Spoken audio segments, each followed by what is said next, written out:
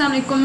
हमने जैसे कि आपने देखा था, हमने वेबसाइट डेवलपमेंट का कोर्स स्टार्ट किया था, जिसमें हमारे फर्स्ट लेक्चर में था कि हमें वेबसाइट डेवलपमेंट की नीड थी और वो हमें क्यों ज़रूरत महसूस हुई, क्योंकि हमारे पास एप्लीकेशन सॉफ्टवेयर हमें वो काम नहीं करके दे रहे थे। यानी कि क्या लिमिट्स थी एप्लीकेशन सॉफ्टवेयर की, जो हम वेबसाइट पे हम आए और वेबसाइट हमारी क्या थी, वाइड एरिया नेटवर्क थी। और वाइड एरिया नेटवर्क क्या है, हमारा इंटरनेट। और इंटरनेट कब आया था ये भी हमें पता होना चाहिए। कोई भी हमसे सवाल कर सके इंटरनेट कब स्टार्ट हुआ था। इंटरनेट का कंसेप्ट 1990 में इंटरनेट का कंसेप्ट स्टार्ट हुआ था। अब हम ये देख लेते हैं कि हमारा एप्लीकेशन सिस्टम सॉफ्टवेयर में या हमारे पास वेब सॉफ्टवेयर में, वेबसाइट सॉफ्टवेयर में क्या फ़र्क है। तो ये है the software which runs on internet. The software which runs on internet is called web software which runs on internet। यानी कि जो वाइड एरिया नेटवर्क पे और हमारे इंटरनेट पे यूज़ हुए तो वो होते हैं हमारे वेब एप्लीकेशन सॉफ्टवेयर, और जो इंटरनेट पे ना हो तो वो हमारे होते हैं एप्लीकेशन सॉफ्टवेयर। अब जैसे कि मैं ये MS वर्ड खोल के बैठी हूँ, मेरे पास अगर नीचे इंटरनेट नहीं भी अवेलेबल है, हमारे पास इंटरनेट नहीं अवेलेबल, तो हमारे पास यहाँ पे टूल स्पेसिफाई कर दिए गए। मैं अगर कोई असाइनमेंट लिख रही बैठी हूँ, मैंने कुछ लिखना है, मैंने इस पर टाइप करना है, तो उसके लिए मुझे इंटरनेट नहीं चाहिए। इंटरनेट अगर नहीं भी होगा तब भी मेरा एप्लीकेशन सॉफ्टवेयर चलेगा, लेकिन क्या होगा कि ये किसी और चीज़ के साथ इंटरेक्ट नहीं करेगा, ये मेरे पास ही चलेगा। कोई मेरा जो मैं काम करी वो एक्सेस नहीं कर सकेगा। लेकिन वेबसाइट में क्या है, the software which runs on internet, यानी कि ये इंटरनेट पे अवेलेबल होगा। विदाउट इंटरनेट मैं वेबसाइट, कोई भी अगर मैं वेबसाइट सर्च करूँ, इंटरनेट नहीं होगा तो वेबसाइट सर्च नहीं होगी। तो जो इंटरनेट पे होता है वो एप्लीकेशन सॉफ्टवेयर, जो इंटरनेट पे होगा तो वो वेब एप्लीकेशन होगी, और जो हमारे पास विदाउट इंटरनेट होगा तो वो एप्लीकेशन सॉफ्टवेयर की कैटेगरी में आएगा। अब हमने एक और कंसेप्ट देखा था MVC का, 1 टायर, 2 टायर, 3 टायर। MVC क्या था, मल्टी व्यू कंट्रोलर था हमारे पास। Multi view controller 1 tier, 2 tier, 3 tier, इसको हम आगे डिटेल में डिस्कस करेंगे। तो ये हमारा जब टॉपिक ही है कि हमने अब देखना है वेबसाइट डेवलपमेंट की टाइप्स, के इसमें कौन कौन सी टाइप्स हैं, जिसमें हम डिस्कस करेंगे कि हमारा वेबसाइट हम किस फॉर्म में बना सकते हैं। तो वो एक है स्टैटिक। इसके टाइप्स में हमारे पास 2 टाइप्स आती हैं, एक होती है हमारे पास स्टैटिक, एक होती है हमारे पास डायनामिक। स्टैटिक और डायनामिक का एक ओवरव्यू कंसेप्ट पता है कि हमारे पास स्टैटिक वेब एप्लीकेशन और डायनामिक वेब एप्लीकेशन। अब स्टैटिक का हमें कंसेप्ट पता है जो रेस्ट पोजीशन पे हो, जिसमें चेंजिंग ना हो रही हो। डायनामिक क्या होती है, जिसमें चेंजिंग हो रही हो।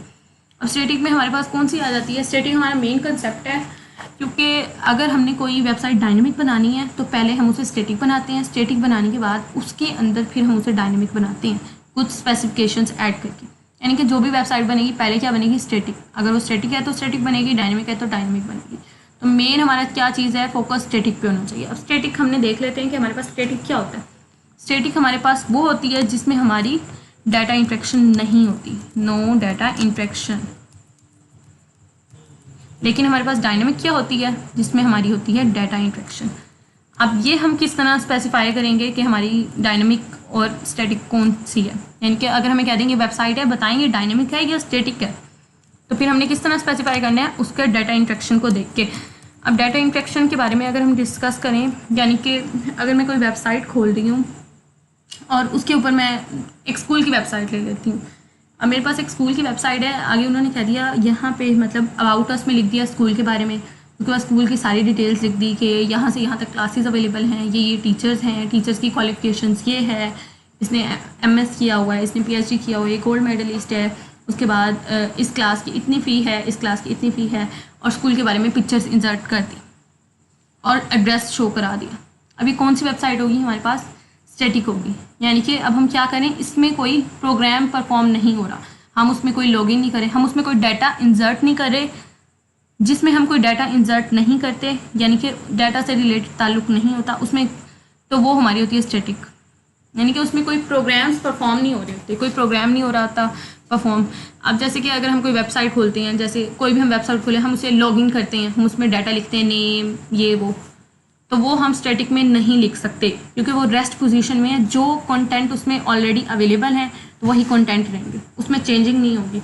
लेकिन जब हम डायनामिक खोलते हैं, उसमें अब मेरे पास आई नेम बताएं, तो मैंने अपना नेम लिखा, किसी और के पास होगा तो वो अपना नेम लिखेगा, यानी कि वो डायनेमिक होती है, अकॉर्डिंग टू सिचुएशन कौन उसे यूज़ कर रहा है उस पर डिपेंड करता है। लेकिन स्टैटिक वही होता है रीडेबल, समझ लें कि हम उसे उठाते हैं, हम उसे देख सकते हैं, रीड कर सकते हैं, हम उसमें कुछ पुट नहीं कर सकते, अपनी तरफ से कोई डाटा एंटर नहीं कर सकते, उसकी डाटा के साथ इंटरेक्शन नहीं होती। लेकिन डायनेमिक क्या होता है, जिसकी डाटा के साथ इंटरेक्शन होती है। अब हमने कंसेप्ट ये भी देखा था कि हमारे पास था HTML और CSS जावास्क्रिप्ट। अब हम उसको देख लेते हैं कि वो किस तरह था। HTML CSS जावास्क्रिप्ट ये हमारे पास किस लिए यूज़ होनी थी, वेबसाइट को बनाने के लिए। अब एक स्क्रिप्ट, अब हमने एक ये भी कंसेप्ट यूज़ किया था कि हम एक होता है वेबसाइट डेवलपमेंट, एक होता है वेबसाइट डिज़ाइनिंग। वेबसाइट डेवलपमेंट के अंदर ही आती है वेबसाइट। जब हम कोई भी वेबसाइट बनाते हैं तो उसको बीच में हमें डिज़ाइन भी करना होता है। तो हमारे पास जो HTML है, जावास्क्रिप्ट है एंड CSS है, ये क्या है, ये हमारे पास टूल्स हैं for website designing. Website designing क्या होती है, स्टैटिक होती है। जब हम बात करते हैं स्टैटिक वेब एप्लीकेशन की तो हम उसको HTML CSS और जावास्क्रिप्ट से कंप्लीट कर रहे हैं। HTML क्या करता है, डिज़ाइन। HTML CSS और जावास्क्रिप्ट क्या करते हैं, उसको डिज़ाइन करते हैं।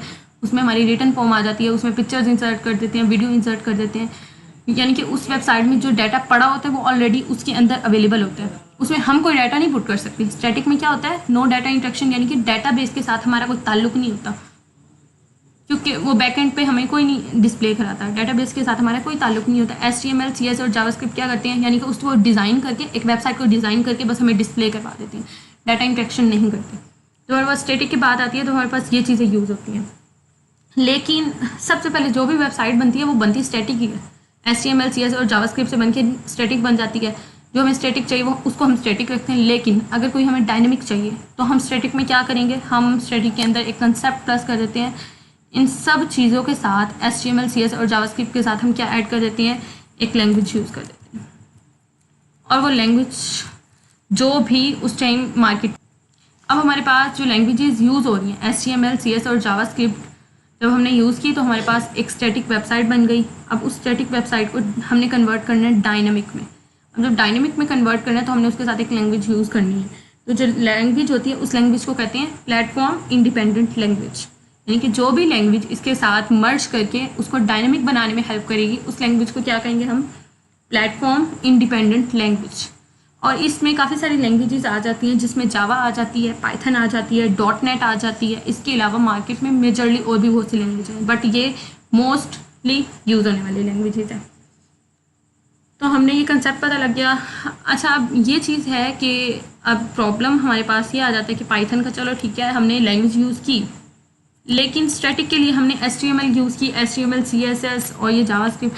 ये जो HTML है CSS है ये डायनामिक में क्यों नहीं यूज़ हो सकती, ये भी तो लैंग्वेज है, ये भी तो यूज़ होनी चाहिए, इससे भी तो डायनामिक बन सकता है, इससे स्टैटिक क्यों रहता है।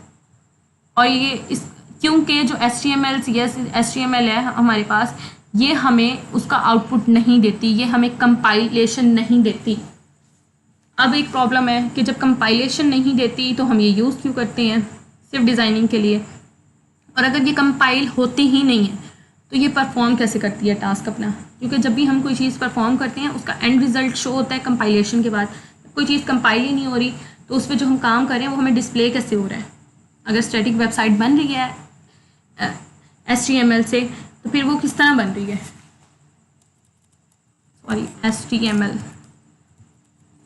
अगर कोई स्टैटिक वेबसाइट भी बन रही है तो वो किस तरह एग्जीक्यूशन परफॉर्म हो रही है। यानी कि HTML CSS ऐसी लैंग्वेजेस हैं जो कोई भी कंपाइलेशन नहीं देती, कोई भी प्रोग्राम एग्जीक्यूट नहीं करती, इसलिए ही ये स्टैटिक होती हैं। क्योंकि अगर किसी चीज़ में कोई प्रोग्राम नहीं एग्जीक्यूट होगा, कोई कंपाइलेशन नहीं होगी तो क्या होगी, वो डाटा इंटरेक्शन से दूर होगी, डाटा इंटरेक्ट ही नहीं करेगा। जब ना कोई प्रोग्राम हो रहा है ना कंपाइलेशन हो रही है तो डाटा तो इंटरेक्शन की हो ही नहीं रही, डाटा की इंटरेक्शन ही नहीं हो रही। जब डाटा की इंटरेक्शन नहीं हो रही तो इसलिए हमने क्या कहा कि ये स्टैटिक है। जिसमें HTML CSS यूज़ हुई वो कौन सी हुई, स्टैटिक हुई। लेकिन सवाल फिर वहीं खड़ा है कि HTML यूज़ तो हुई, जब कंपाइलेशन नहीं हुई तो वो एग्जीक्यूट कैसे हुई। उसकी कंपाइलेशन नहीं होती लेकिन एग्जीक्यूट वो किसकी हेल्प से होती है, कंप्यूटर ब्राउज़र इंजन। जो हमारा कंप्यूटर होता है ना उसके ब्राउज़र इंजन से होती है, यानी कि हमारे जो कंप्यूटर का ब्राउज़र होता है वो उसको एग्जीक्यूट करता है, वो उसको डिस्प्ले कराता है, यानी कि जो हमने उसमें फंक्शनिंग की होती है वो कंपाइल नहीं होती, लेकिन वो एग्जीक्यूट होके हमारे पास शो हो जाती है, जिसमें कोई चेंजिंग नहीं हो सकती, डाटा इंट्रैक्शन नहीं हो सकती। अब वो हम आगे देखेंगे कि हमारे पास ये जो ब्राउज़र इंजन है वो किस तरह करता है उसको। अब हमारे पास और भी वैसे टेक्नोलॉजीज़ जिनको हमने डिस्कस करना है, वो टेक्नोलॉजीज़ हमारे पास आ जाते हैं क्लाइंट साइड टेक्नोलॉजी और सर्वर साइड टेक्नोलॉजी। ये जो हम कह रहे हैं ना ब्राउज़र इंजन एग्जीक्यूट कर देता है हमारे पास CSS और HTML लैंग्वेज को विदाउट कंपाइलेशन, वो कंपाइल नहीं होती, लेकिन हमारा ब्राउज़र इंजन उनको एग्जीक्यूट कर लेता है। तो वो किस तरह करता है, तो उस चीज़ को समझने के लिए हमें एक और कंसेप्ट आने चाहिए, जैसे कि हमारे पास क्लाइंट साइड टेक्नोलॉजी और सर्वर साइड टेक्नोलॉजी। अभी जब हम आगे डिस्कस करेंगे ना MVC 1 tier 2 tier 3 tyre, client side technology, server side technology, तब हमारा ये कंसेप्ट क्लियर हो जाएगा। अब जो हमारे पास HTML है, वैसे इसके बारे में ये देखते जाती हैं, आगे डिटेल में डिस्कस तो होगा। HTML is a client side technology, client side technology, यानी कि हमारी ये क्लाइंट साइड टेक्नोलॉजी आगे हम पढ़ेंगे क्लाइंट साइड टेक्नोलॉजी होती क्या है, लेकिन अभी ये थोड़ा सा माइंड में रख के चलते हैं। उसके बाद हमने डिस्कस कर लिया कि हमारे पास जो HTML CSS और जावास्क्रिप्ट होगी, तब तक हमारे पास होगी स्टैटिक। अब जब हमने कोई स्टैटिक वेबसाइट को हमने डायनेमिक में कन्वर्ट करना होगा, तब हम उसमें साथ कोई लैंग्वेज पुट कर देंगे, जावा, पाइथन या .NET या कोई भी और लैंग्वेज हम पुट कर देंगे, तो इससे हमें बहुत हेल्प मिल जाएगी।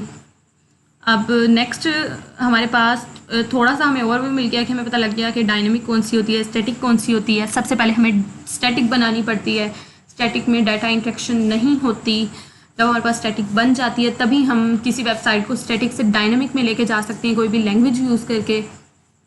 इसके अंदर हम अगर वेबसाइट बनाना बच्चों का खेल है, हम इसको बना के साइट पे रख दें, वेबसाइट बनाएं, ऐसे बन जाएगी, चुटकी बजाने का खेल है। लेकिन जब हम कहीं इंटरव्यू होगा, अगर हम कहीं जॉब के लिए जाते हैं, तो इंटरव्यू जो क्वेश्चंस होंगे वो हमसे पूछेंगे कौन सा आर्किटेक्चर आपने यूज़ किया है, 1 टायर की है, 2 टायर की है, मल्टी लेवल की है, स्टैटिक है, डायनेमिक है, आपके वेबसाइट की कंडीशन क्या है, इसमें क्या चीज़ें आपने अप्लाई की, कौन सी चीज़ किस तरह है, तो तब आपको नहीं आएगा।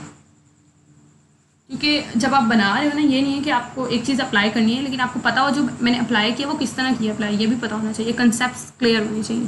तो इसलिए हमने ये इतनी चीज़ें हम डिस्कस कर रहे हैं, और बहुत जल्द फिर हम प्रैक्टिकल पे जब आएंगे तब समझ आएगा कि ये चीज़ें डिस्कस करना क्यों ज़रूरी थी।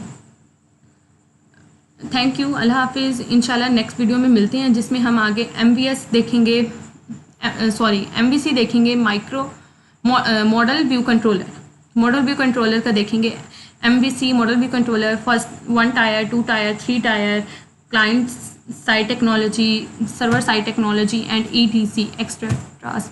उसके बाद फिर हम प्रैक्टिकल परफॉर्म करेंगे, इंशाल्लाह हम प्रोजेक्ट्स भी परफॉर्म करेंगे, जिससे आपसे सब कंसेप्ट क्लियर हो जाए। थैंक यू, अल्लाह हाफिज़। वीडियो अच्छी लगी हो तो चैनल को लाइक, शेयर एंड सब्सक्राइब